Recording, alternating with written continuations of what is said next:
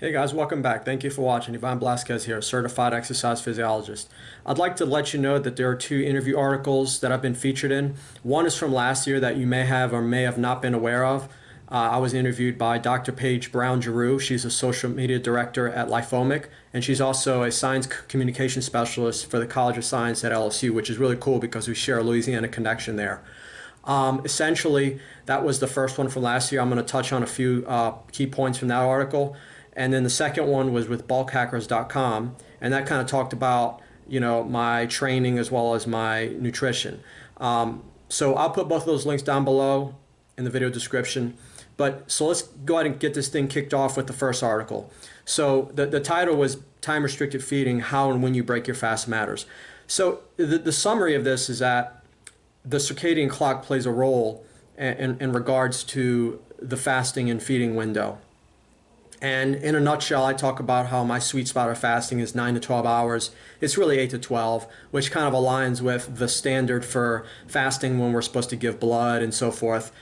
And occasionally I'll do a longer fast, like 13, 14 hours or so. But I'm a big proponent of augmented autophagy, which has to do with how we eat as well as exercise. So those two features have been shown to be potent inducers of autophagy as well as just in general caloric restriction. So I also talk about another attractive alternative of fasting as opposed to like a prolonged fast. One could do just a standard overnight fast, which most should do. And typically when you do a standard overnight fast, 8 to 12 hours, what that means is, hopefully, we're not eating too late, which has a circadian clock component, and we're getting an adequate amount of sleep, which kind of goes with the fast. So if we don't need 2 hours before we go to bed and get 8 hours of sleep, that's 10 hours of overnight fasting. So that's just one example.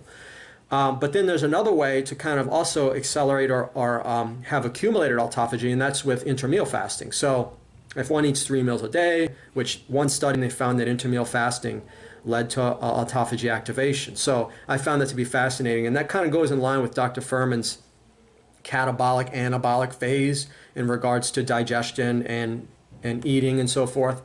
So essentially that was the main points in that article. Now the Bulk Hackers article, the main feature there was doing that triathlon and bodybuilding show in under 24 hours. So and also I talk about how I'm able to do both, and I believe both actually interact rather than distract.